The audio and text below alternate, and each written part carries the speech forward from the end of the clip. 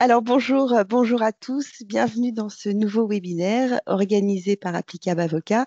Et cette semaine, nous avons le plaisir, la joie, l'honneur de recevoir notre consoeur Séverine Audubert, créatrice de My Entrepreneur Box, avocate en exercice, avec de nombreuses fonctions au sein de nos instances, donc un engagement auprès des confrères que je salue et que j'admire parce que je pense que ça prend beaucoup de temps et beaucoup d'énergie, mais néanmoins, tu continues à travailler, à exercer et tu as développé My Entrepreneur Box. Et je crois qu'un de tes chevaux de bataille, c'est de diffuser auprès des confrères l'idée que l'on peut avoir des activités accessoires à son activité de base d'avocat et que ça peut être une chose intéressante pour sa carrière. Donc, je te laisse la parole pour nous parler de toi, de tout ce que tu fais, de tout ce que les confrères peuvent en retirer comme bénéfice intérêt. Merci beaucoup, Ganaëlle, et merci de me faire l'amitié de m'inviter aujourd'hui. Bonjour à tous, à toutes. Je ne sais pas si nous sommes que des consoeurs ou mixtes. En tout cas, chères toutes, plutôt, je crois. Et peut-être, chers tous, si on est en replay, comme tu le dis, et que ce sera écouté sur ta chaîne YouTube.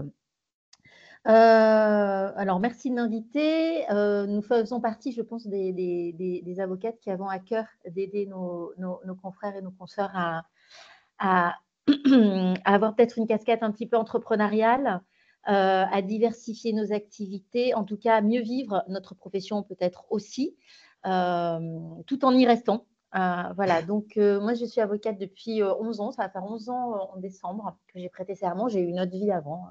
J'étais DRH et puis responsable juridique dans des structures anglo-saxonnes et internationales.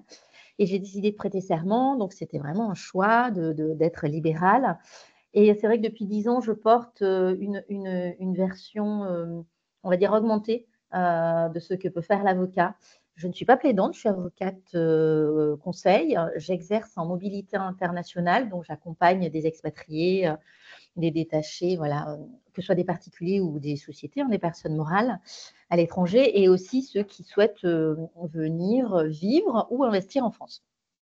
Ça, c'est mon cabinet à titre principal. Et puis, je suis également avocate mandataire en transactions immobilières, et puis avocate mandataire d'artistes, et puis aussi, une autre possibilité, je suis fondatrice de My Entrepreneur Box, que tu as cité, qui est une activité connexe, comme cela nous est autorisé depuis la loi Macron de 2015. Je résume, on va peut-être en parler plus lors des questions.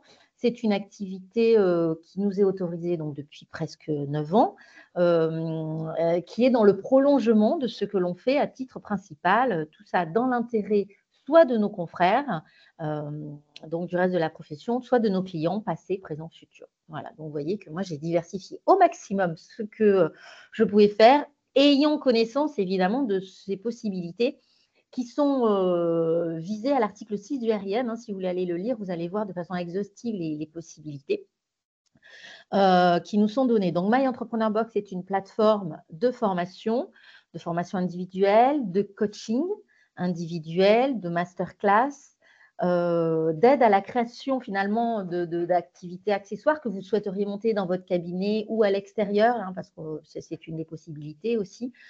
Et puis, avec une partie RH aussi qui concerne comment finalement réorganiser peut-être les compétences et l'organisation humaine au sein de son cabinet quand on ajoute une activité accessoire ou une activité connexe, puisque ce sont deux choses différentes. Au sein de son cabinet, souvent, ça engendre une organisation, voilà, des aspects organisationnels sur lesquels on vous aide, autant juridiquement qu'opérationnellement. Et puis, la nouveauté, mais voilà, je crois que aussi tu as invité quelqu'un sur les bilans de compétences à un autre moment, donc je vous le dis juste aussi ici, on a aussi une offre bilan de compétences parce que pour aller dans cette diversification des activités au sein de notre cabinet, certains ont la nécessité de faire un bilan de compétences. Évidemment, j'ai une orientation nouveau métier, vous vous en doutez, nouvelles activités. Et parfois, certains ont besoin de prendre le temps d'être sûrs que finalement, ça correspond au projet. Voilà, donc c'est 13 heures dédiées à cette maïeutique, on va appeler ça comme ça, pour aboutir à plugger une activité accessoire ou une activité connexe sur son cabinet déjà existant. Ces activités, elles sont pour tout le monde. Il n'y a pas de prérequis, que vous soyez avocat plaidant, avocat conseil, quelle que soit votre activité, il n'y a pas de droit dominant spécifique. Ça va dépendre un petit peu de l'activité, que je vais vous expliquer lesquelles d'ailleurs, auxquelles vous pensez ou auxquelles vous avez une sensibilité particulière, une appétence, qui fait peut-être synergie ou cohérence de façon assez évidente avec votre droit dominant ou vos années d'expertise. Ou les dossiers que vous avez en cours, parce que souvent, c'est aussi les premiers dossiers, vous les avez déjà sous le nez, mais vous ne faites pas cette activité accessoire, donc vous n'en parlez pas à votre client, et donc il va peut-être aller voir un autre expert ensuite.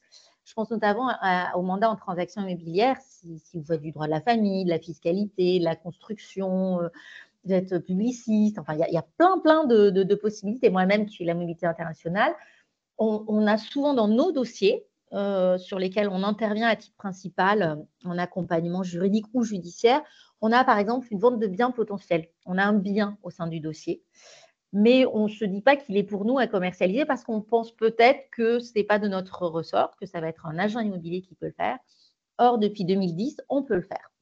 On a une succession complexe où on fait de la famille, enfin, encore une fois, je ne sais pas si tu souhaites qu'on fasse un tour de table pour savoir qui est là Ah, aujourd'hui. ben ouais, Peut-être ça peut être ça peut intéressant. nous permettre Oui, aussi exactement, ouais, de d'être très rebondir sur concrète. les expertises des consoeurs Bien qui sont sûr. là.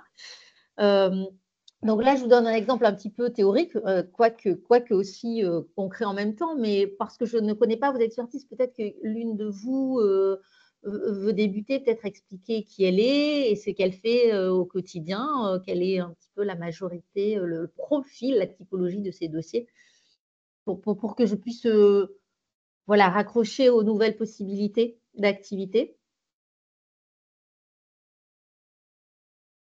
J'ouvre le bal si vous voulez. Moi, au cabinet, on Oui, intervient en droit immobilier, oui, en matière de vente en état futur d'achèvement, oui. au moment des ventes d'immeubles anciens, en matière de baux d'habitation et un peu de copropriété également. Donc, je ne sais pas si tu es déclaré mandataire en transaction immobilière, mais Pas typiquement, tu encore. pourrais, si tu en avais le choix, la volonté, parce que voilà, c'est une diversification, donc c'est un petit peu le souhait de faire pivoter un petit peu son cabinet, tu pourrais très bien rajouter l'activité accessoire de mandat en transaction immobilière. Voilà, c'est un exemple. Est-ce qu'il y a d'autres consoeurs qui veulent prendre la parole? Oui, je veux bien. Bonjour Ouais, à toutes. bonjour. Carole Kirsch, je suis à Toulouse. Et comme Ganaël, j'interviens en droit immobilier et de la construction et en droit de la famille. Ok. Très bien. Plutôt conseil, contentieux, les deux Plutôt contentieux. Plutôt contentieux, ok. Plutôt plus même. Plutôt plus, ok. Et est-ce qu'il y a quelque chose comme ça, si vous avez déjà connaissance de ces activités, hein, je ne les ai pas toutes citées d'ailleurs, hein, il y a mandataire en transaction immobilière, il y a mandataire sportif, il y a mandataire d'artistes et d'auteurs, mandataire d'intermédiaire en assurance. Ça, ce sont les mandats civils. Ce sont les premiers à avoir émergé il y a une quinzaine d'années. Vous avez l'avocat fiduciaire aussi, 2008, donc une grosse quinzaine aussi. Vous avez la possibilité d'être délégué à la protection des données. Vous avez la possibilité d'être avocat enquêteur interne. Vous avez, je vous laisserai poser des questions hein, sur ceux qui vous intéressent. Vous avez la possibilité d'être avocat lobbyiste, donc défendre des intérêts plutôt collectifs pour essayer de faire changer certains textes de loi en amont et non pas les faire subir à vos clients et derrière finalement faire du curatif hein, en les accompagnant lors d'un procès. Vous avez la possibilité d'être avocat formateur, vous avez la possibilité d'être avocat médiateur, vous avez la possibilité d'être avocat arbitre. Donc, vous voyez, il y en a pléthore. Et également, ça, ce sont les activités accessoires. Et puis, les activités connexes, qu'on appelle activités commerciales dérogatoires depuis 2015, la possibilité de créer soit une Legal Tech, par exemple, hein, je pense à Applicable, qui tombe directement dans le champ d'application de cet article 111. Cet article 111 dont on parle, c'est qu'on revisite les incompatibilités de la profession d'avocat. Vous connaissez tous depuis 1991 ce décret qui nous, enfin, c'est une forme d'injonction de ne pas être commerçant et de ne pas être mandataire social d'une structure commerciale. Bon, depuis 2015, cette loi Macron et son décret d'application l'année suivante, on a la possibilité d'être mandataire social d'une structure commerciale, donc une SAS, une SARL, quelle que soit sa forme, dans laquelle on logerait une activité connexe. Donc, par exemple, pour Ganaëlle, elle a monté une Legal Tech, qui est une plateforme merveilleuse avec de multifonctions, et d'ailleurs, je pense qu'il va y en avoir d'autres à venir, qui aident la profession, les confrères, à simplifier leur quotidien, on va dire comme ça, dans leur dossier. Ça pourrait être une plateforme ou une activité de coaching, comme les My Entrepreneur Box. Ça pourrait être une plateforme, certains ont lancé des activités de recrutement. Je pense notamment aux confrères qui font du droit social, qui voient souvent une connexité, parce que c'est le principe de connexité assez évidente avec leur activité dominante de droit social, parce qu'ils sont soit en contact avec des dirigeants, soit en contact avec des personnes, enfin des employés plutôt, qui sortent des effectifs, et donc ils vont les accompagner dans une démarche, par exemple, de recrutement. Donc ça, c'est quelque chose qui s'est fait assez couramment. Mais la créativité chez les avocats, elle est énorme. On ne croirait pas, mais c'est un petit peu cette ouverture de chakra, cette ouverture de pensée, cette ouverture entrepreneuriale. Donc, c'est plus une posture, c'est du pragmatisme. On peut le faire. On nous a tellement dit pendant tant de temps, non, surtout pas, parce qu'on l'assimile à être commerçant, au statut de commerçant. Mais en fait, on a une réglementation particulière depuis 2015, pas assez connue à mon sens, et c'est aussi peut-être pour ça que je suis là aujourd'hui, pour vous dire, allez-y. Alors, évidemment, il y a des choses à respecter, il y a une déontologie, mais on peut, les instances nous l'ont autorisé, il y a des textes dédiés, et surtout, allez-y d'une part, parce que ça fait du chiffre d'affaires complémentaire, comme l'a dit très justement Ganaëlle au début. Alors, quand je parle par exemple du transaction immobilière, pour vous donner un chiffre quand même, quelque chose de factuel, c'est minimum plus de 20% de chiffre d'affaires qui est généré avec des mandats en transaction immobilière. Alors, ça fait du chiffre d'affaires supplémentaire. On ne dit jamais non, surtout dans notre profession où il y a certains moments où ça peut être difficile. Et puis, il y a aussi, je suis une ancienne DRH, donc bien sûr, j'ai à cœur de le dire, il y a parfois une logique de développement personnel aussi, parce qu'on développe des compétences complémentaires, on se forme. Il n'y a pas de prérequis, formation. C'est juste, par exemple, je pense à vous, consoeur Carole de Toulouse, vous auriez envie de rajouter une activité de déco d'intérieur, par exemple, en activité connexe, ça serait possible. Voilà, ce n'est pas une activité réglementée, donc c'est tout à fait possible. Si vous avez envie de faire une formation, OK. Si c'est déjà quelque chose qui vous passionne depuis moultes années, c'est possible. Vous pouvez le plugger, c'est-à-dire le rajouter. Alors, évidemment, je pourrais vous aider avec My Entrepreneur Box à être dans les clous déontologiquement, parce que c'est quand même ça le nerf de la guerre vis-à-vis de nos institutions. Mais surtout, j'ai envie de dire, lâchez-vous sur vos idées, sur votre créativité. Lâchez-vous, ça nous est autorisé. Et trop peu de confrères le savent. C'est dommage, ça va faire 10 ans. 10 ans pour les activités connexes et plus de 15 ans pour les activités accessoires. Donc, il y a un champ des possibles qui est important. Il faut c'est pas une injonction, mettez-vous dans une position de ça va me donner de l'air supplémentaire, ça peut me donner, si je le fais correctement et que je communique bien, parce que la communication est un support important, ça va me permettre d'augmenter mon chiffre d'affaires. Et puis, je vais être très honnête, moi, il y a des confrères et des consoeurs qui viennent me dire, moi, l'activité d'avocat telle que je l'ai connue il y a peut-être 20 ans, c'est plus celle-là aujourd'hui, il y a des délais qui sont trop longs. Je n'arrive plus à expliquer à mes clients que finalement, notre œuvre de justice, on ne la fait plus correctement, mais parce qu'on est dépendant de quelque chose de plus macro.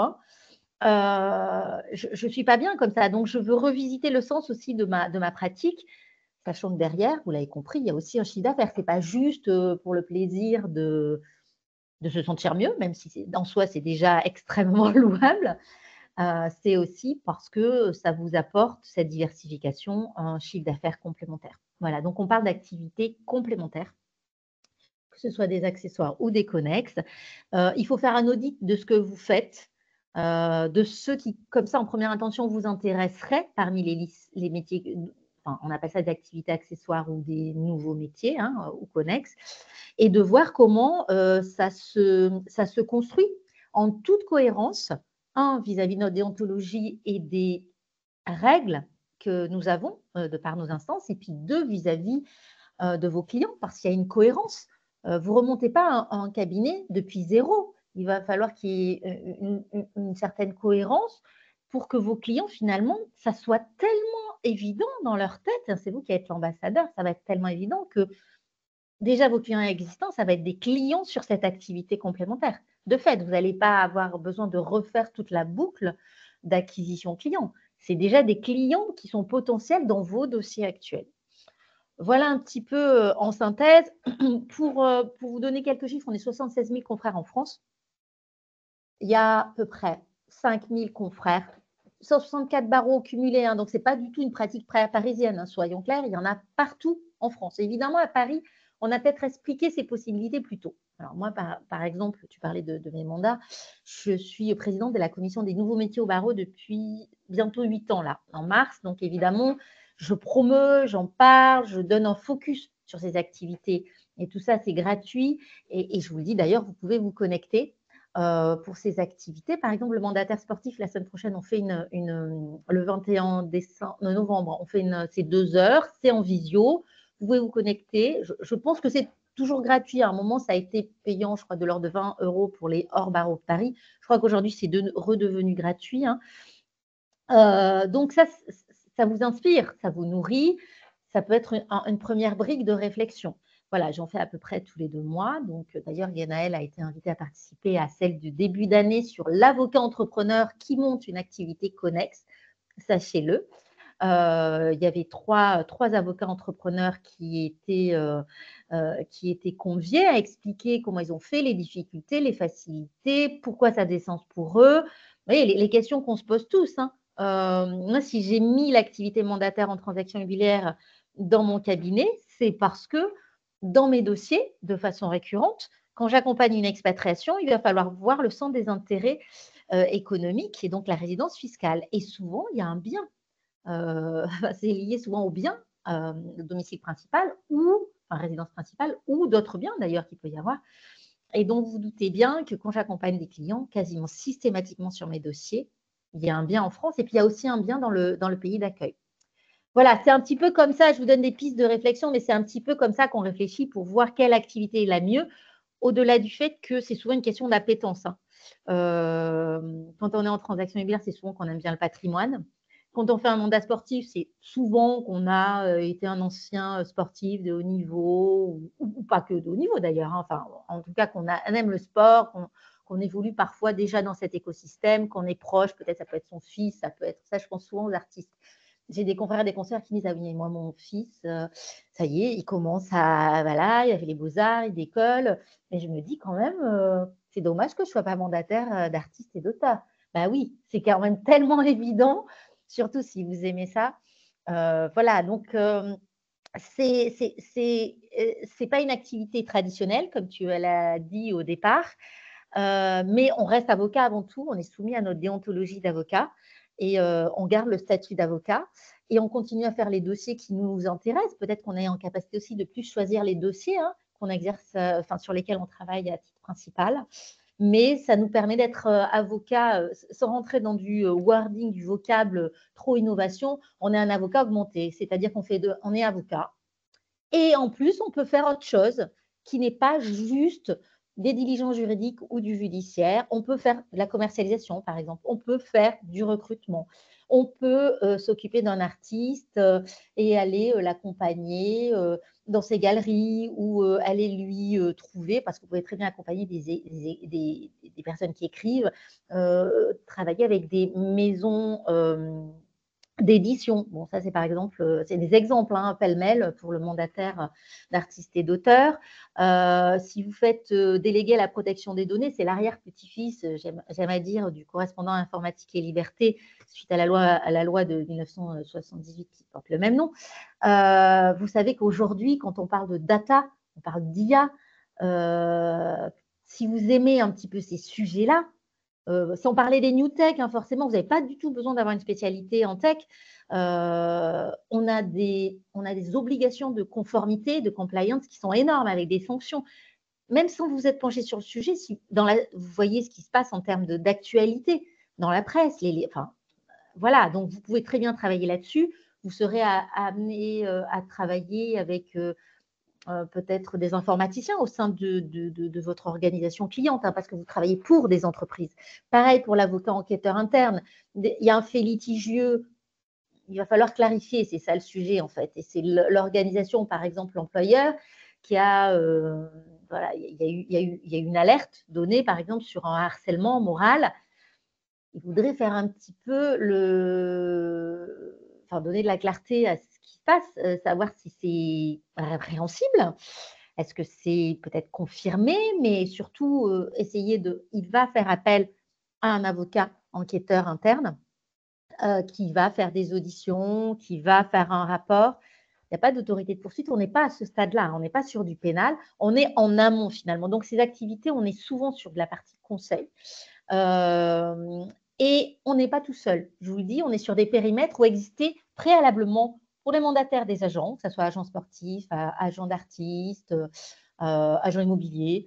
Quand on est sur les délégués à la protection de données, ça peut être des auditeurs, ça peut être des consultants en informatique. Sauf que nous, on est toujours super bien placés parce qu'il y a du droit. Dans tous les sujets dont je vous parle, il y a du droit. C'est-à-dire qu'on parle du point de droit, on rentre par l'entrée du droit, de la problématique juridique, et puis on va derrière apporter aussi autre chose. Tandis qu'un consultant informatique, il va avoir une approche uniquement informatique, par exemple, mais il ne va pas pouvoir conseiller son client sur le droit. Or, tous ces sujets sur lesquels on est arrivé, sur lesquels on est extrêmement légitime, c'est qu'il y a du droit. Voilà, il y a du droit. Donc, dès qu'il y a du droit, pour moi, il doit y avoir un avocat, que ce soit en conseil ou en contentieux. Voilà, j'essaie de vous donner un panorama un petit peu des possibilités. Peut-être que vous avez des questions, comme ça, Célia, je crois, consoeur Célia, vous avez une question. Je vais vous lever la main. Bonjour, Bonjour. je suis ravie d'être avec vous. Il y a de l'écho. Je ne suis pas avocate, je suis copywriter spécialisée dans le juridique. Ok. Et je ne peux qu'approuver tout ce que vient de dire Madame Audoubert. Effectivement, vous pouvez faire plein de choses. Vous pouvez vous faire accompagner dans votre communication. Oui. Maintenant, en tant qu'avocat, je ne sais pas si vous allez voir sur LinkedIn tout ce que les avocats peuvent publier. Et puis, redonner une dimension humaine aux avocats, parce qu'on a cette vision de l'avocat qui est très technique, très sérieux, alors qu'en fait, c'est un métier hyper humain, d'accompagnement d'humains. Et je vous interromps juste un instant parce qu'il y a il y a de l'écho en fait. Je pense que vous avez de votre système de son. Oui. Alors attendez, je vais essayer de couper quelque chose. D'ailleurs, j'avais une question.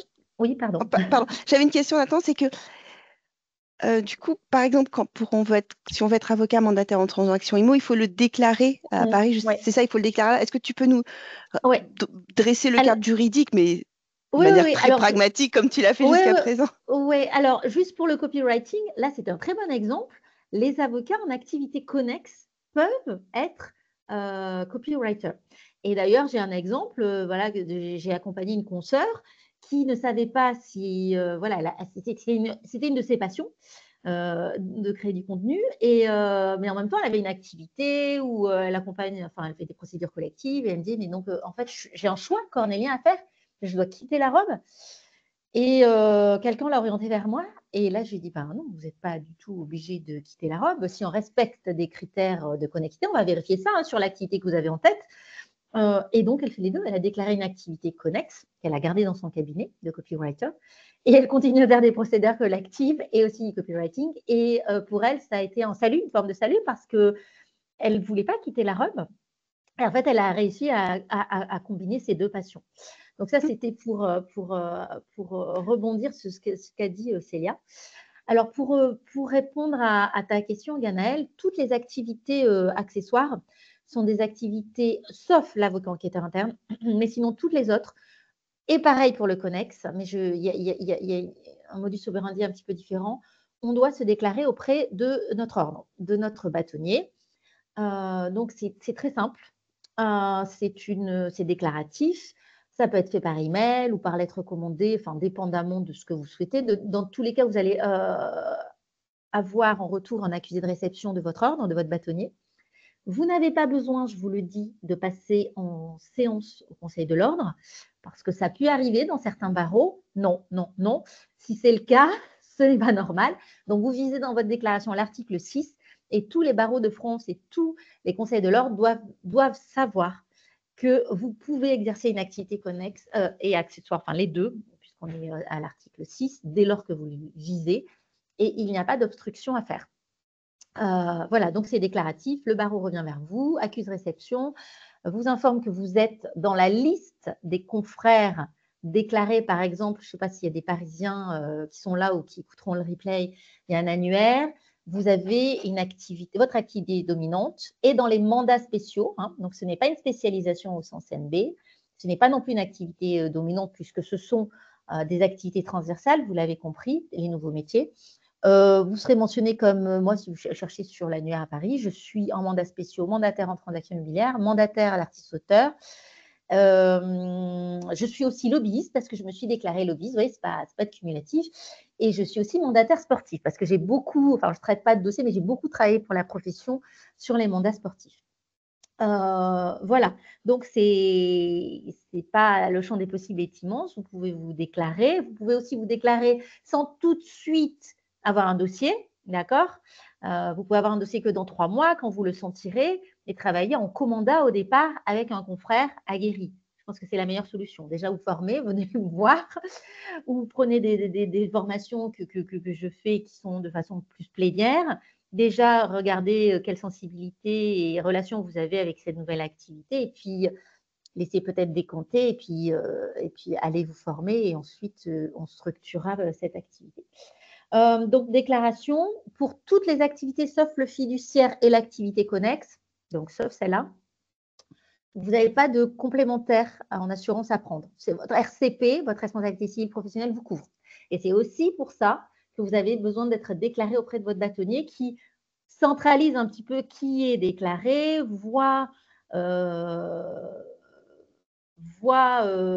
c'est un warning pour lui, c'est-à-dire c'est une alerte, c'est-à-dire qu'en termes de risque de sinistre, ça lui permet de savoir si vous avez l'habitude, ce n'est pas une information que vous avez besoin de donner, mais si vous avez l'habitude de faire, je ne sais pas, 10 mandats en transactions immobilières avec des biens à Paris, ça peut monter très vite, hein, même ailleurs, s'il y a des châteaux ou dépendamment des usines, enfin bon, de la typologie de vos biens, ça peut monter très vite. Est-ce qu'il y a des risques de sinistralité? Ce n'est pas lié au montant du bien, mais évidemment que ça rentre en jeu. Il peut y avoir des dossiers très complexes. Si vous avez le mandat en transaction immobilière derrière, c'est une alerte pour votre bâtonnier en disant, bon, il faut faire attention, mais sachez que vous n'avez pas besoin de responsabilité en plus, mais sachez aussi que si vous en émettez le souhait, vous pouvez prendre des assurances complémentaires. Donc, à Paris, nous, on est à 4,2 millions en plancher, assurance. On peut voir, je crois que c'est avec Aon à Paris, pour augmenter, parce qu'on sait qu'on a des dossiers où il y a des risques majeurs. Ça, c'est pour la transaction immobilière. Mais globalement, ça fonctionne pour l'AMS, pareil, mandataire sportif, pour leur mandataire d'artiste-auteur. Hein. Moi, j'ai des confrères qui accompagnent des stars. Très honnêtement, ils ne le disent pas, c'est confidentiel, mais ils accompagnent des stars et depuis longtemps. Donc, c'était peut-être peu connu. Ça commence à le devenir, mais il faut communiquer. C'est à vous de l'expliquer aussi à vos clients. Je fais ça. Parfois, ils n'ont pas d'agent. Je pense aux mandataires d'artistes.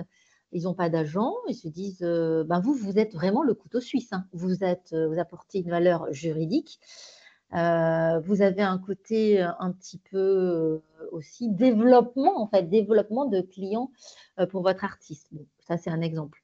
Pour les activités connexes, donc c'est les activités, les biens ou services connexes que vous apportez soit à la profession, donc je prends l'exemple de Ganaël, hein, donc de My Entrepreneur Box, c'est dans l'intérêt de nos confrères de vous apporter des solutions, ou alors vos clients déjà existants. Je reprends l'exemple de l'agence de recrutement, hein, où vous allez aider vos clients, soit actuels, soit passés, soit futurs, donc ça veut dire que vous avez le droit de prospecter si vous êtes en société commerciale, attention à la déontologie. Ça, il faut déclarer auprès de bâtonniers, toujours, hein, ils doivent être informés, dans les 30 jours du démarrage de votre activité que vous êtes un avocat article 111, c'est-à-dire que vous avez monté une activité connexe. Et voilà. Et si le bâtonnier a envie de revenir vers vous pour vous demander plus d'informations sur votre activité connexe, il en a la possibilité. Voilà un petit peu les démarches. Voilà, je donne les grandes lignes, mais ce n'est pas plus compliqué que ça. Il y a l'esprit entrepreneurial, vous l'avez compris, en diversifiant ses activités. Et puis, il y a notre déontologie d'avocat parce qu'on reste avocat. Mais c'est vrai qu'il faut aussi avoir des réflexes de développement, finalement, de votre cabinet, parce que c'est une source de développement de votre cabinet, de développement de clientèle et de développement de chiffre d'affaires. Donc, je pense que si vous suivez régulièrement les webinaires de Ganaël, c'est probablement des mots que vous entendez, hein, parce que c'est aujourd'hui de plus en plus ce qu'il nous est demandé de faire. On n'est plus juste des auxiliaires de justice, même si on a certains dossiers comme ça. On est avant tout, et ça le sera de plus en plus, des avocats chefs d'entreprise qui doivent savoir gérer un cabinet et développer ces activités ou développer une activité accessoire ou connexe. En plus, ça fait partie de votre développement de cabinet. Voilà, je ne pense pas qu'il y ait d'avocats salariés ici, mais je vous dis juste que les activités accessoires et connexes, ça s'applique à tout le monde, que vous soyez collaborateur, que vous soyez en individuel, que vous soyez déjà en société. Alors, il y a des montages particuliers, c'est-à-dire est-ce que vous êtes déjà… il va falloir respecter les statuts, mais ça s'applique à tout le monde. Il n'y a pas de restriction. Voilà, ça, c'est extrêmement important de le savoir. Et moi, pour avoir une activité donc connexe avec applicable, je trouve que le savoir-faire appris dans cette entreprise-là, qui est nouvelle, il vient aussi irriguer le savoir-faire du cabinet Ça nourrit. sur comment on prospecte, comment on close les dossiers, les dossiers, les deals. Enfin, il y a une expertise. Les deux expertises sont perméables et c'est vachement intéressant. Oui, il y a la porosité, ça s'alimente. Et pour revenir sur les activités connexes, donc c'est l'exemple de Ganaël, c'est l'exemple de moi sur My Entrepreneur Box, je suis sûre que vous en connaissez plein d'autres. Il faut savoir que si vous logez cette activité connexe dans une structure commerciale, c'est-à-dire si vous ne la gardez pas en business unit, hein, en branche d'activité dans votre cabinet, donc vous avez le choix, mais ça c'est à vérifier selon vos souhaits, selon vos investissements nécessaires. Voilà. Vous le mettez dans une structure commerciale dédiée, vous pouvez vous associer avec des non-avocats. Et vous pouvez faire venir des capitaux non avocats. Bon, je vous le dis parce que si vous avez l'idée de monter quelque chose avec une partie tech, tout de suite, ça peut monter assez vite en budget. Et vous pouvez vous associer donc avec des non-avocats, ce qui n'est pas possible à ce jour dans un cabinet d'avocats, vous le savez très bien. On n'a pas de possibilité de se mélanger avec des non-avocats. Donc, c'est une façon aussi de s'enrichir et humainement, et en termes d'idées, et en termes de capitaux avec des non-avocats. Oui, je pense par exemple à ce qu'a créé notre confrère Franz Wasser, qui s'appelle Registre Général. Il y a lui comme avocat et d'autres associés qui effectivement ne sont pas des avocats. Oui, alors c'est un exemple, en effet. Souvent, si on décide d'aller dans une… Alors toi, je ne sais pas, mais si on… pour ton cas, hein, mais souvent quand on va dans une structure commerciale, c'est-à-dire qu'on le loge à part de son cabinet, c'est-à-dire c'est une extension de son cabinet, vous l'avez compris, mais sous forme de structure commerciale. C'est le prolongement, c'est pour ça que je parle de cabinet augmenté.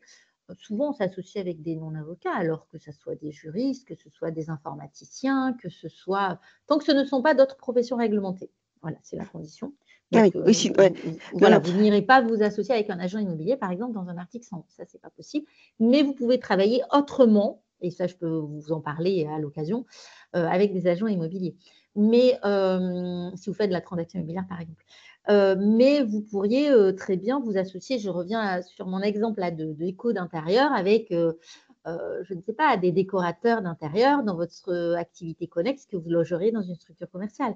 Ça peut être light, ça ne demande pas forcément d'avoir beaucoup de besoins, hein.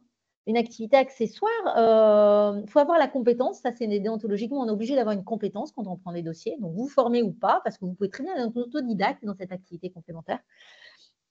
Donc, vous devez en tout cas vous avez un devoir de compétence, mais après, en termes de structure, ça peut être très light et il n'y a pas besoin de capitaux complémentaires, par exemple. Je pense notamment à tous les mandats civils que je vous ai donnés, hein, transaction immobilière, artiste-auteur, sportif, intermédiaire en assurance. vous le mettez dans votre CAB. Enfin, vous déclarez et puis vous le mettez sur votre papier en tête, vous communiquez dessus, mais c'est tout. Il n'y a pas besoin de monter une structure en plus.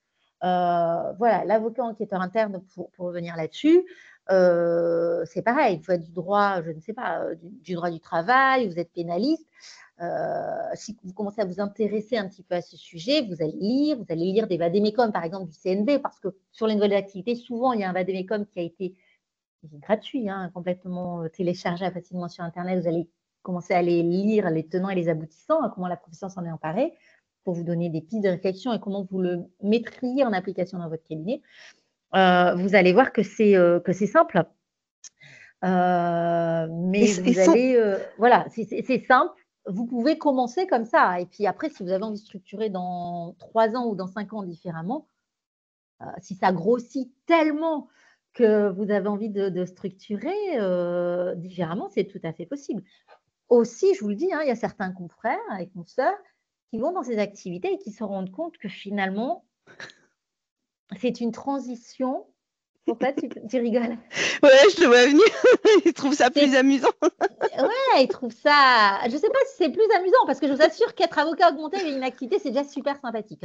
Vraiment, on ne subit pas en fait ce qu'on n'aime plus dans l'avocature. Donc, c'est une forme de respiration, d'inspiration en soi. Mais certains se disent, on va jusqu'au bout du raisonnement. Finalement, je me rends compte que avocat en soi, j'ai plus envie de faire des dossiers et ils s'omettent du tableau, ils quittent la robe. Ça peut arriver, c'est rare, mais ils en ont cette possibilité. Et avoir une activité accessoire ou connexe, finalement, a été une transition pour eux. Ils se sont dit, bon, vous restez avocat, donc vous pouvez continuer à faire vos dossiers classiquement, mais vous avez un SAS finalement sur d'autres activités.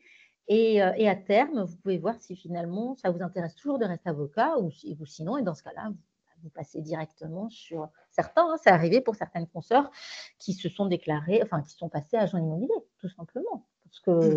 Parce que finalement, c'est ça qui les rendait plus heureuses de commercialiser plutôt que d'être très technique sur certains dossiers. Mais et ça va, enfin, il n'y a pas de problème. C'est juste, justement, dans votre développement et professionnel et personnel, au moins, vous savez, vous êtes au clair avec vos aspirations. Voilà, c'est aussi l'avantage des nouvelles activités. Et sans dévoiler de secret, tu as des exemples d'activités auxquelles on ne pense pas spontanément, mais de confrères que tu aurais accompagnés dans la création d'activités connexes? De connexes, oui. Ouais. Alors, je vous invite, je vous ai pris un petit peu de documentation. Allez lire, alors les vadémécums dont je vous ai parlé, mandataire en transaction immobilière, mandataire sportif, lobbyiste, tout ça, le CNB a fait des vadémécums dessus. Délégué à la protection de données, c'est celui qui est rattaché au RGPD, voilà, par exemple. Et évidemment, l'article, celui sur les activités connexes, il y en a 2 qui ont été édités, donc là, vous pouvez aller vous nourrir. Après, je vous invite à aller lire, vous pouvez le trouver en ligne, le numéro 94 du Village de la Justice qui parle des activités accessoires aux connexes. Vous avez la newsletter Innovation et Prospective du CNV du 2 décembre 2021. Alors, des exemples, évidemment, je ne les ai pas sous les yeux parce que je le fais toujours de mémoire, mais attendez, je dois les avoir là. Des exemples d'activités connexes. Moi, je pense à Déborah Fournet, notre consoeur, qui est associée dans Iris et Thémis, qui fait du recrutement à destination des cabinets d'avocats. Je parlais du recrutement tout à l'heure. Il y a Iris et Thémis, il y a Swim qui s'est lancé dans le recrutement, My Entrepreneur Box aussi, sur lequel je suis, qui a développé, qui est aussi sur le chapitre RH. Donc, tout ce qui, vous l'avez compris, bilan de compétences, recrutement, réorganisation et conseil sur les scénarios. Parce que ça, c'est quand même un vrai sujet. Tu as 3 casquettes. Tu as 3 casquettes. Tu es à la fois avocate, tu as tes activités de mandataire et une activité connexe de service aux confrères. Exactement. Oui, tout à fait. Donc, il y a des gens qui dorment peu. Et non, mais ça nourrit en même temps. Alors oui, c'est sûr qu'il y a des gens qui dorment peu, mais ce que je veux dire, c'est que le champ des possibles est là. Donc, je l'ai investi parce que c'est peut-être pour ça que je suis aussi une meilleure représentante des nouveaux métiers, c'est que je les ai mis je les ai intégrés dans mon cabinet, la possibilité nous est donnée. Et puis en plus, ça faisait sens par rapport à mon activité dominante. Tu as parlé de mes mandats aussi. Moi, je promeus vraiment c'est pas une posture, mais dans cette position plutôt d'être dans un avocat qui peut faire plusieurs choses dès lors que c'est cohérent pour lui et que c'est cohérent pour sa clientèle. Donc, il y a des exemples de confrères, de consoeurs qui donnent des cours de yoga, donc qui ont structuré leur activité comme ça. Il y a des consoeurs qui ont monté des podcasts dédiés à leur activité. Je pense notamment à la robe numérique. Donc, tout ce qui est cybersécurité, DPD, ça c'est vraiment dans l'air du temps. Je suis en train de chercher pour vous donner, parce que là, je ne l'ai pas sous les yeux. Il y a des confrères qui ont monté, il y a Oxygène Plus aussi, tiens, je suis en train de penser pour le recrutement. Donc, vous voyez, le recrutement est quand même pas mal. Il y a le Petit Justicier qui a monté une activité. Alors il faut savoir qu'une activité connexe, c'est tout sauf de la consultation juridique. Et sauf de la représentation en justice, donc de la consultation ou représentation dans les tribunaux, parce que ça, vous avez compris, c'est le monopole de l'avocat. Donc, vous ne pouvez pas aller le mettre dans une société commerciale, d'accord? Ça serait un exercice illégal, la profession d'avocat. Donc, tout ce qui est précontentieux, en revanche, ça peut être une activité connexe. Tout ce qui est logistique peut être une activité connexe. Donc, par exemple, le Petit Justicier, il avait monté une activité à l'époque du Covid, avec ce volume énorme, enfin en tout cas de dossiers précontentieux qui arrivaient, parce que finalement les usagers demandaient aux compagnies le remboursement de leur vol. Hein. Il n'y avait plus aucun. Ils travaillent sur le droit aérien. Voilà. Ils travaillaient sur le droit aérien, ça faisait sens. Il a monté une Legal Tech très rapidement qui s'est mis à gérer, à automatiser l'aspect précontentieux de ces demandes. Donc ça, évidemment, c'est une idée de génie. Moi, j'appelle ça une idée de génie. On a tous des idées de génie, hein, nous, tout le monde d'ailleurs. Les avocats, il faut juste se dire, oui, c'est possible, oui, j'y suis autorisée, je laisse libre cours à ma créativité, on va voir si ça rentre dans les clous déontologiquement. Et si c'est bon, moi, je vous accompagnerai. Et c'est vraiment libérer cette créativité. Donc là, en l'occurrence, Benjamin, pour le Petit Justicier, il a monté ça. Le timing était parfait, hein, soyons clairs, avec le Covid.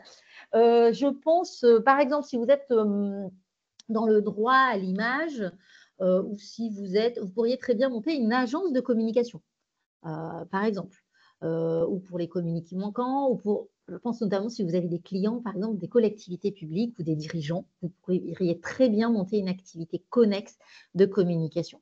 Vous pourriez très bien monter aussi une activité de consulting en stratégie.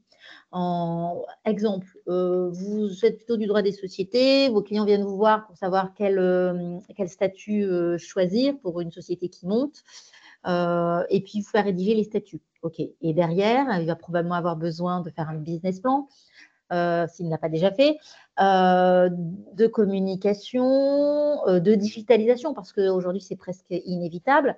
Ça, ce sont des choses, vous avez compris, ce n'est pas du droit, ce n'est pas de la consultation juridique, mais ce sont des choses qui servent vos clients. Donc, il y a une connexité avec la chose pour laquelle il est venu vous voir, que ce soit votre client actuel, mais vous pouvez finalement le faire de façon répétée pour d'autres clients qui ne viendraient pas vous voir initialement juste pour un dossier d'accompagnement de rédaction de statut. Donc, ça veut dire que la rédaction des statuts, on l'a fait dans le cadre de sa profession d'avocat, la partie juridique. Voilà. Exactement. Et ensuite, dans le cadre de la deuxième structure de consulting, on propose des prestations complémentaires, connexes. En fait, ce qu'on appelle connexes, parce qu'elles sont dans le prolongement du besoin, soit de notre spécialisation, soit du besoin du client. Ce sont les deux possibilités pour construire une activité connexe. Alors, mais le champ est infini.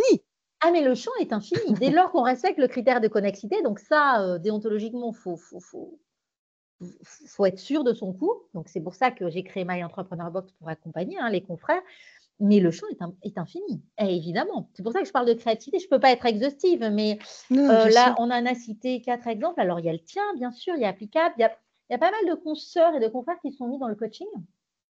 Alors, il y a du coaching de vie, il y a du coaching et de formation. Je pense sur la gestion du stress, ce genre de choses, évidemment. Il y a des confrères qui ont souhaité monter je dis confrères parce qu'il y avait consoeurs et confrères à l'intérieur, une crèche. Donc, typiquement, là, la connexité était à vérifier parce que la crèche, en quoi elle des futurs clients.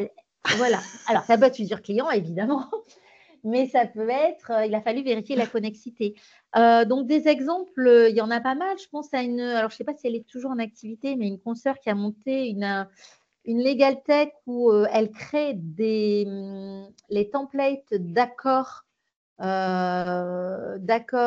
collectifs pour les entreprises.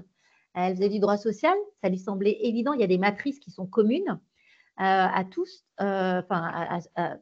des accords d'entreprise dans la logique des conventions collectives. Hein. Il y a eu beaucoup de développement sur ces dernières années en droit social. Typiquement, elle a monté ça. Alors, j'avais une liste, je suis désolée, parce que souvent, quand je forme, je donne moult exemples, hein, parce qu'évidemment, ça vous donne des idées, mais je suis sûre que vous avez déjà une idée en tête. J'en suis persuadée de ce Je vois éducation juridique à destination des entrepreneurs. Oui, effectivement, c'est aussi… Donc, il y a vraiment… le champ des possibles est immense. Il faut vraiment respecter la connexité et notre déontologie d'avocat. Donc, on ne s'improvise pas, mais surtout, ne vous bridez pas. Si vous avez une idée, j'ai envie de dire qu'on peut presque toujours y arriver parce qu'aujourd'hui, on a des… Enfin, les vannes sont ouvertes, quoi. C'est dommage qu'on n'ait pas plus de confrères qui y soient. Oui. Ouais. On travaille à ça.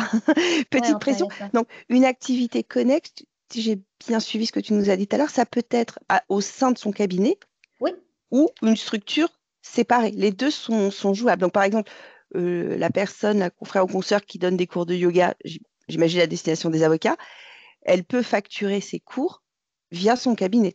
Pas besoin même d'une structure complète, d'une nouvelle société. Ça peut être très léger, voilà. Ça peut être très léger, donc ça peut… C'est en choix, hein, on en parle dès le départ. Vous le mettez en activité, donc en business unit, c'est-à-dire juste une branche, parce que vous allez communiquer dessus au sein de votre cabinet, mais vous facturez des honoraires. Et ça rentre dans votre compta, il n'y a pas besoin de lignes séparées, il n'y a pas besoin de comptabilité distincte, de locaux distincts. Voilà. Si en revanche, donc ça peut être une manière de démarrer cette activité connexe, et puis si elle se développe… Exactement. Et dans 3 ans, vous vous rendez compte que vous avez peut-être besoin de prendre des locaux supplémentaires, ou vous avez peut-être besoin de faire venir des capitaux et que vous allez les trouver chez des non-avocats avec lesquels vous auriez envie de vous associer. Là, vous pouvez la loger dans une structure commerciale. Mais vous pouvez tout à fait démarrer de façon light dans votre cabinet, tout à fait.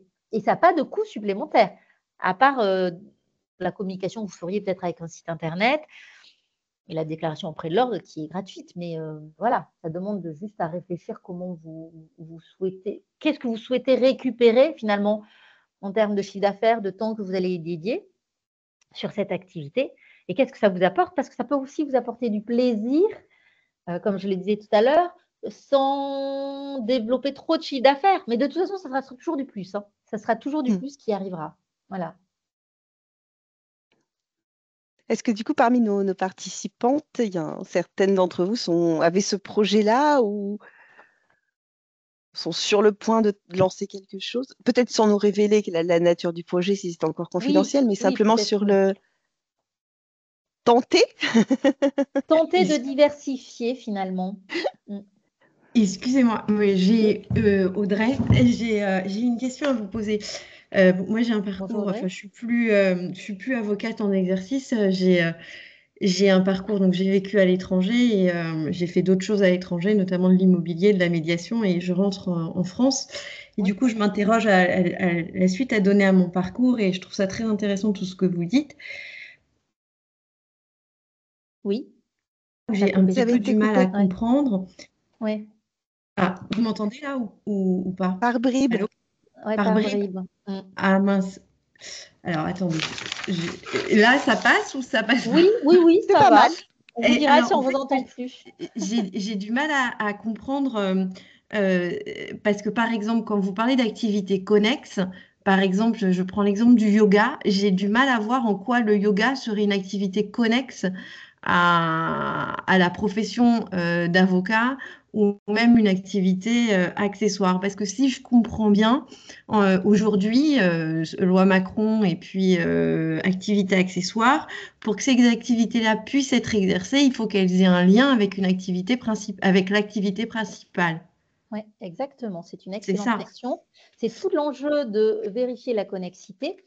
Et la salle de yoga, par exemple, c'était dans un cadre particulier, c'était une activité connexité proposer aux avocats, c'est-à-dire qui travaillent dans ce cabinet, et aussi aux clients et ce cabinet était spécialisé en médiation familiale. Donc, le yoga était une façon, alors je vous l'accorde, hein, parfois ça peut être, je ne dirais pas tiré par les cheveux, mais ça a été validé. Enfin, validé, en tout cas, il n'y a pas eu de, ça a été, c'est déclaratif, là, ce que je vous ai dit auprès de votre barreau, mais il n'y a pas eu de suite négative, c'est-à-dire que ce cabinet exerce cette activité de yoga, c'était à l'attention donc des confrères qui exerçaient en droit de la famille avec une spécialité de médiation familiale et pour les clients qui venaient en médiation familiale, qui sont parfois, la plupart du temps, dans des situations très conflictuelles. Et donc, le yoga était une façon d'améliorer la médiation et de rendre les choses le moins stressantes possible. Voilà comment c'est expliqué la connexité dans ce cadre-là. Ok, d'accord. Et d'accord, bon, même si ça semble un peu quand même ok, bien. Donc, en fait, si je comprends bien… Pour ce cas en particulier, pour le reste, donc je ne vais pas vous appeler consoeur, mais Audrey, évidemment, il y a des critères. Alors, on ne fait pas n'importe quoi, hein. Tout ça est bien évidemment vérifié par nos ordres qui ont la possibilité de refuser. Et dans ce cas-là, il y aura des sanctions disciplinaires. Donc, c'est pour ça qu'en amont, on préconise de revenir, enfin, de prendre attache avec un avocat qui est spécialisé là-dedans, en tout cas qui connaît très bien le sujet, parce qu'on ne peut pas monter tout et n'importe quoi. Là, en l'occurrence, ça s'est justifié. Mais des activités qui peut-être vous paraissent ne pas être connexes. La connexité, c'est le prolongement du besoin client, d'accord, ou le prolongement, je le répète, de la spécialité du cabinet. Et alors, quid de la différence avec une activité accessoire et par rapport à la connexité? C'est la même chose en fait, c'est pareil. Par exemple, l'activité, donc si je comprends bien, de mandataire de transactions immobilières, typiquement là, est-ce que vous pouvez être, voilà, vous avez un dîner, un exemple, vous avez un dîner et puis des amis à vous. Vous dites, bah voilà, je suis avocat, j'ai une appétence pour le patrimoine, etc.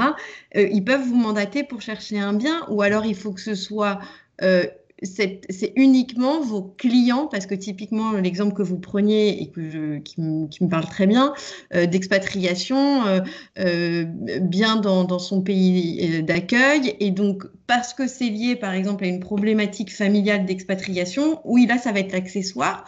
Ou bien alors, vous pouvez être conseiller IMO parce que tout simplement, des gens viennent vous voir parce qu'ils savent que vous pouvez avoir un réseau, un portefeuille et donc vous pouvez exercer.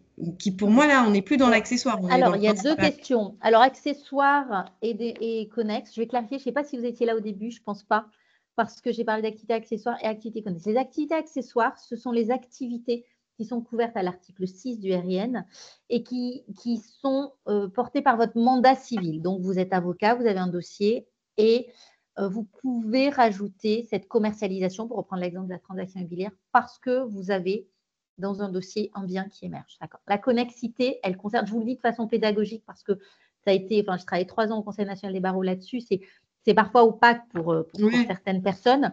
La connexité, c'est plutôt l'article 111 dont je vous ai parlé. Ce sont les biens et les services que vous pouvez proposer au reste de la profession ou à vos clients passés, présents, futurs. Et la connexité et le côté accessoire, même si dans les textes, il y a un peu d'amalgame, pédagogiquement, c'est différent. Voilà. L'accessoire, c'est, pour revenir à votre question, et j'en fais une deuxième réponse, l'accessoire, c'est en priorité, c'est commercial accessoire, d'accord? C'est la commercialité à titre accessoire. C'est je vais pouvoir commercialiser un bien parce que j'arrive dans ce dossier et que je fais déjà des diligences juridiques. OK? Donc là, pour prendre l'exemple de la mobilité internationale, j'accompagne un expat sur sa fiscalité et son démarrage, vérifier s'il rentre par exemple dans le statut de résident non habituel. Là, c'est à titre principal que je suis avocate. Ce n'est pas un agent immobilier qui sait faire ça. Et de toute façon, il n'aurait pas le droit. C'est du conseil. Donc, il y aurait un exercice illégal de la profession d'avocat. En revanche, la transaction immobilière, il pourrait venir dessus, l'agent. Moi, j'ai le droit de le faire parce que je me suis occupée, d'accord, c'est juste le prérequis parce que je me suis occupée des diligences juridiques et du conseil. Par extension, je vous le dis, par extension, ça, c'est ce qui doit se faire. Par extension, vous êtes dans un dîner et on vous sollicite parce qu'on sait que vous commercialisez des biens. Mais ce n'est pas votre activité principale, c'est une activité accessoire. Donc, ça ne peut pas devenir que votre… Vous ne pouvez pas faire que de l'activité accessoire, consoeur. Enfin, ex-consoeur. Peut-être je suis sur consoeur. D'accord ? Vous ne pouvez pas faire que de l'activité accessoire. Ce n'est pas possible. En revanche, je vais dire ponctuellement, si il se trouve que vous avez des personnes qui viennent vous voir parce qu'elles savent que vous pouvez commercialiser, mais elles savent surtout que vous êtes avocate, vous, ce que vous allez faire, contrairement aux agents immobiliers, c'est que vous allez dire, oui, je peux prendre un dossier comme ça de commercialisation, mais je vais devoir vous facturer parce que c'est ma déontologie et que je ne peux pas faire autrement. Je vais devoir aller vérifier, faire des diligences juridiques sur votre bien, c'est-à-dire parce que vous savez la potentialité de litige qu'il peut y avoir sur ce dossier. En fait, c'est ça qu'on va vous demander de vérifier, c'est ça qui va justifier que vous pouvez aller commercialiser. Donc, quelqu'un vient vous voir et dit ouais, je veux vendre. Alors, si c'est une maison lambda, sans aucune complexité juridique, je vous explique aucun intérêt que vous la preniez. C'est un agent immobilier qui va la faire parce qu'il n'y a aucune valeur ajoutée juridique. Nous, on arrive plutôt sur des choses complexes. Mais vous allez vérifier, vous allez faire l'audit du bien, l'audit du vendeur. Qui vend? Non, parce que bon, je suis obligée de le dire, hein, il y a quand même beaucoup de contentieux avec les agents immobiliers pour certains qui ne sont pas diligents. C'est des mandats types qui sont remplis. Parfois, il n'y a qu'une personne qui signe, elle n'est pas apte à vendre ce bien. Je suis désolée. On est dans un régime matrimonial peut-être complexe. Vous, avocat, vous êtes la meilleure personne pour vérifier ce qui peut vendre en fait, qui a la capacité de vendre. Elle va faire l'audit, elle va remonter. Voilà, donc ça, il va falloir. Il y a une partie incompressible d'avocat que vous allez devoir faire. Et ça, un agent immobilier n'a pas le droit de le faire. Donc ça, vous allez le faire. Vous allez me dire, oui, mais souvent, c'est le notaire qui le fait. Oui, le notaire, il le fait en deuxième intention lors de la promesse de vente. Là, vous allez le faire. Et ça fait partie des choses obligatoires que vous devez faire et que vous allez facturer. Mais vous n'allez pas les facturer 2 000 €. Il ne faut pas que ça soit modique par rapport aux chiffres que vous allez récupérer si vous effectuez la transaction avec. On va dire globalement 5% comme les agents, hein, hors taxe. Mais il va falloir que vous le facturiez. Et vous êtes obligé dans tous les dossiers de transactions immobilières, même si ce n'est que cette partie-là que vous faites, que je viens de vous expliquer très schématiquement, vous allez devoir la faire. D'accord? Sauf que quand vous vous occupez déjà du dossier en divorce, ça finalement, comment vous dire, vous le faites obligatoirement dans votre dossier de droit à la famille. Donc finalement, ça, c'est fait. Si vous n'êtes pas occupé j'en sais rien moi, de la succession ou du divorce en amont, le premier check à faire et les premières diligences juridiques à faire, elles sont là-dessus. Voilà. Revérifiez tout sur le bien et sur le vendeur ou sur l'acquéreur parce que vous pouvez aussi accompagner un mandat de recherche. D'accord? Donc, je pense, pour répondre à votre question, on ne peut pas faire que de l'accessoire. Ça, c'est le job des agents immobiliers. Ce n'est pas le job d'un avocat mandataire en transaction immobilière. D'accord, Est-ce que j'ai répondu à votre question? Oui, mais en fait, malgré tout, quand vous parlez d'audit du profil de recherche ou ensuite… C'est du temps, c'est du temps. Oui, pas non, ce non, font mais les agents. Ouais. on est bien d'accord. Non, mais ça, je le conçois très, Enfin, très bien. c'est long Mais parce que vous allez ce que je veux dire par là, c'est que l'exception est très large parce que finalement, dans l'immobilier, on sait que souvent, l'immobilier, c'est divorce, décès, succession. Donc, finalement, le champ d'action… Pas que. Non, pas que, mais… Des fonds de commerce, il y a énormément de choses. Oui, non, moi, je vous parle… Si on parle, je ne vous parle pas de beaux commerciaux, je parle si on reste sur un aspect patrimonial, personne physique, lambda, classique. Ça veut dire que finalement, le champ d'action de l'avocat est assez large parce que c'est souvent lié à des changements familiaux qui peuvent générer une problématique juridique qui est principale. Là, vous parlez des particuliers, mais on accompagne aussi les personnes. Donc, non, moi je vous parlais des particuliers. Je vous parlais des particuliers. Ouais. Mais effectivement, ce que vous dites, c'est qu'il y a plein d'opportunités dans notre exercice professionnel de capter des activités accessoires et des nouveaux marchés. Et oui. Ouais, et bien accompagné avec quelqu'un de malin comme Séverine et qui connaît parfaitement bien les rouages, on peut savoir si oui ou non on est dans les clous, si on ne l'est pas, comment faire en sorte de l'être, parce que l'objectif c'est effectivement d'être toujours aligné avec notre déonto et de pas faire n'importe quoi. Voilà, on a envie de développer nos activités, mais on n'est toujours pas des cow-boys et on reste Ah non. Puis fondamentalement. alors, Voilà. je ne vous cache pas que les instances les traquent, les cow-boys. Donc tout ça, l'avantage, c'est évidemment d'être aligné avec nos valeurs déontologiques et aussi avec ce que finalement on a envie de plus faire. Je reviens à ce que je disais au début. Ouais. C'est une façon aussi de mettre du fresh air dans notre pratique, les activités, les nouvelles activités ou activités complémentaires. Tu vas pouvoir renommer Cash and Fresh Air. Cash and fresh air, c'est une bonne punchline. La baseline de My Entrepreneur Box. Ouais, allez, tiens, je vais faire la saison Noël avec Cash and fresh air pour My Entrepreneur Box. Merci, Ganaëlle. Je n'ai pas d'agent, du coup, mes droits d'auteur. Bad for you. Non, Bah, en tout cas, vraiment... j'aurais pu te sécuriser ça. Vraiment, Sous ma casquette d'avocat. C'est ça. Vraiment, merci infiniment pour ton temps, pour tes explications. Avec plaisir. J'ai trouvé que c'était super clair, bien dans le concret. Et puis, j'ai beaucoup apprécié aussi ton envie d'emmener les confrères vers ça en disant oui. Je suis passionnée par ça, donc surtout, ça se voit. Ne vous ne vous brimez pas, ne vous bridez pas. Ouais. Merci beaucoup. Je vais couper la partie enregistrement. On va dire au revoir aux personnes qui regarderont le replay.